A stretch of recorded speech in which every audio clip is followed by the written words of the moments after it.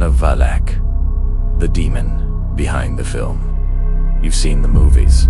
You know the face, the bone-chilling habit, the terrifying presence that stalks the shadows of the Conjuring universe. But what if I told you the cinematic horror of the nun Valak is just the tip of a very real, very dark iceberg? The truth behind this demonic entity is far more disturbing than anything Hollywood could ever imagine. Let's peel back the layers of fiction and stare into the true face of evil. The story doesn't begin on a film set. It begins in the quiet, consecrated halls of 20th century France. Multiple priests, men of unwavering faith, documented their terrifying encounters during exorcisms. They spoke of a presence, an entity that would manifest with a deathly pale face and deeply sunken black eyes. It was a vision of pure malevolence, a specter that haunted their waking hours and invaded their nightmares long after the rites were complete. These weren't just stories, they were official church accounts, filed away, detailing a horror that defied rational explanation. And the connection to the Warrens, it's more direct and personal than you might think. Just days before Ed and Lorraine Warren traveled to England to investigate the infamous Enfield poltergeist case, Lorraine experienced a terrifying vision. She described being confronted by a swirling black vortex with a hooded figure at its center. This figure, she said, was a presence of profound evil. It was the very same entity that would later terrorize the Hodgson family in Enfield, and the same one she would come to identify as Valak. The movie took creative liberties, but Lorraine Warren's encounter with this dark energy was a documented part of her own chilling history. Now, let's talk about the name Valak. This isn't a Hollywood invention. Valak, or Volak, is a name that has been whispered and written about for centuries in ancient and forbidden texts. Grimoires like the Lesser Key of Solomon, infamous books of black magic, describe Valak in detail. But here's the twist. Never once is Valak described as a nun. These ancient texts depict Valak as a cherubic boy with angel wings, riding a two-headed dragon.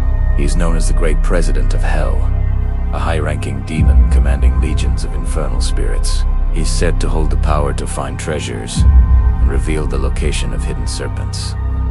So why a nun? The answer is psychological. The creators of the Conjuring franchise understood that true horror isn't just about a scary monster.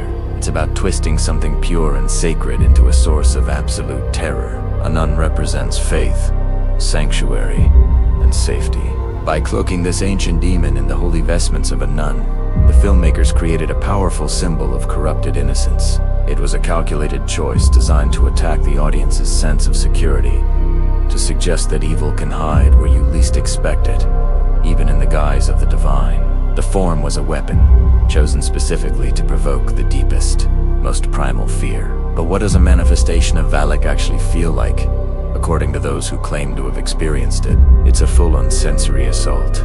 Witnesses consistently report the same terrifying precursors.